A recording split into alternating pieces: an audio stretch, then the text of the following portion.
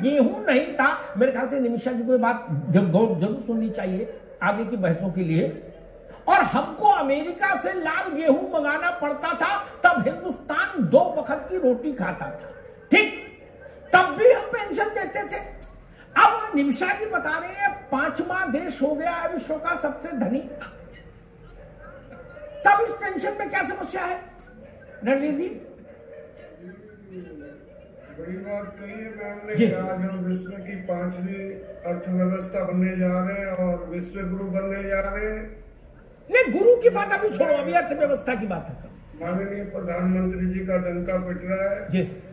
अब इनको ये भी तो पता होना चाहिए कि देश की चाक चौबंद चौकीदारी कौन कर रहा है? आईटीबीपी के जवान कर रहे हैं। हिमालय, बर्फीले हिमालय, -30, राजस्थान पूरा बीएसएफ संभाल रखी है। सीआरपी ने तो ठेका ही ले रखा, आए दिन शहीद होते रहते हैं।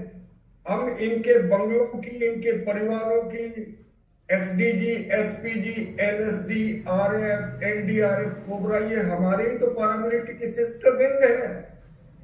हम पूरे देश से लेकर और संसद से सड़क तक तो हम ही हम हैं।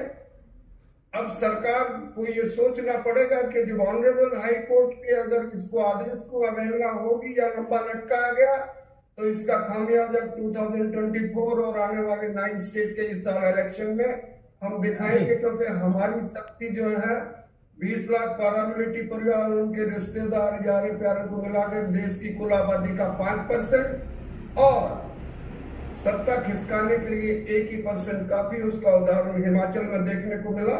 मैं अर्धसैनिक हूं, मैं सैनिकों की बात नहीं, आधे अधूरे पैरामिलिट्री के सैनिक जो पूरे देश की चाक चौबंद चौकसी कर रहे हैं। अब समय रहते संभले सरकार, ये बहुत जरूरी है। और निगाहें अब प्रधानमंत्री जी की तरफ लगी हुई है, ठीक है, वो होली से पहले बोले जी। ठीक है रणवीर जी। कपिल जी, हम लोग कुछ भी कहे, लेकिन कोरोना में भी, बात मैंने कई बार कई मंचों पर की, कोरोना में हमने देखा नेता गायब, अभिनेता गायब, ठीक, डॉक्टर दुकान बंद करके चाबी जेब में डाल के गायब, फोन बंद, सब कुछ, मठ मंदिर बंद हो गए, गुरुद्वारे चर्च बंद हो गए, ठीक। लेकिन सीआईएसएफ का जवान एयरपोर्ट पर खड़ा मिला मुझे, उसको भी डर था कि कोरोना आ सकता है उसके यहां भी, उसके शरीर में भी। ऐसा तो था नहीं कि बॉर्डर से कि आप पैरामिलिट्री फोर्स हैं तो इसलिए कोरोना से दूर रहेंगे, ऐसा कुछ गोली बनी थी। तहसील के कर्मचारी राशन बंटवा रहे थे। भरे कोरोना में जब लोग पत्तों की तरह दिवंगत हो रहे थे, जैसे पेड़ से पत्ते गिरते हैं, मेरी पत्नी सरकारी कर्मचारी है, वो राशन बंटवाने में ड्यूटी थी, जाना पड़ता था। तो जब मंत्री नहीं निकले, संतरी नहीं निकले, सांसद छुप गए, विधायक छुप गए, ब्लॉक प्रमुख भाग गए, सब कुछ हाय हाय हो गई, तब जिन लोगों ने काम किया, हमारी कोई जिम्मेदारी नहीं बनती उनके लिए?